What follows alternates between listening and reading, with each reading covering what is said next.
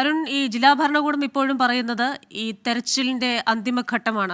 അതുകൊണ്ട് തന്നെ ഇത് ഇന്നത്തെ ഒരു തെരച്ചിലിന് ശേഷം അതൊരു നിർത്തിവെക്കാനുള്ള ഒരു സാധ്യതയാണോ കാണുന്നത്? ഒപ്പം തന്നെ കേരള സർക്കാരിന്റെ സഹായം കൂടി അഭ്യർത്ഥിച്ചിട്ടുണ്ട് ലോറി ഉടമയായ മനാഫ്. അപ്പോൾ ചില കാര്യങ്ങൾ ലഭിച്ചാൽ തനിക്ക് തന്നെ നടത്താവുന്ന തെരച്ചിലുണ്ട്, കൂടുതൽ അംഗങ്ങൾ ഇതിലേക്ക് വരണമെന്ന ആവശ്യമൊക്കെ ഉന്നയിച്ചിട്ടുണ്ടല്ലോ.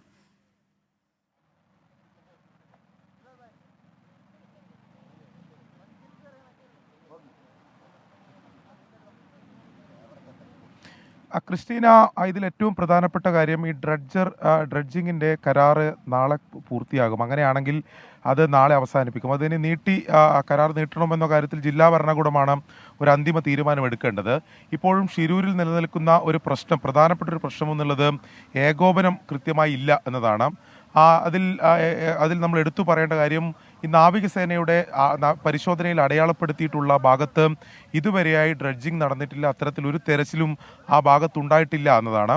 അവിടെ അവർ പറയുന്ന കാരണമെന്നുള്ളത് വേലിയേറ്റ സമയത്ത് അവിടെ ജലനിരപ്പ് ഉയർന്നു നിൽക്കും, അതുകൊണ്ട് ആഴത്തിൽ നിലവിൽ അവരുടെ സംവിധാനം ഉപയോഗിച്ച് ആ തെരച്ചിൽ നടത്താൻ സാധിക്കില്ല എന്നതാണ്. അതുകൊണ്ട് ഇന്നലെയും ഇന്നും ആ ഭാഗത്ത് തെരച്ചിൽ നടത്തിയിട്ടില്ല. പല ഭാഗങ്ങളായി അല്ലാതെ ചില ലോഹഭാഗങ്ങളും മറ്റ് സാധനങ്ങളും കണ്ടെത്തുന്നു എന്നതിനപ്പുറത്തേക്ക് കാര്യമായ ഡെവലപ്മെന്റ് ഉണ്ടാവുന്നില്ല എന്ന പരാതി അർജുൻ്റെ കുടുംബത്തിനുൾപ്പെടെയുണ്ട്.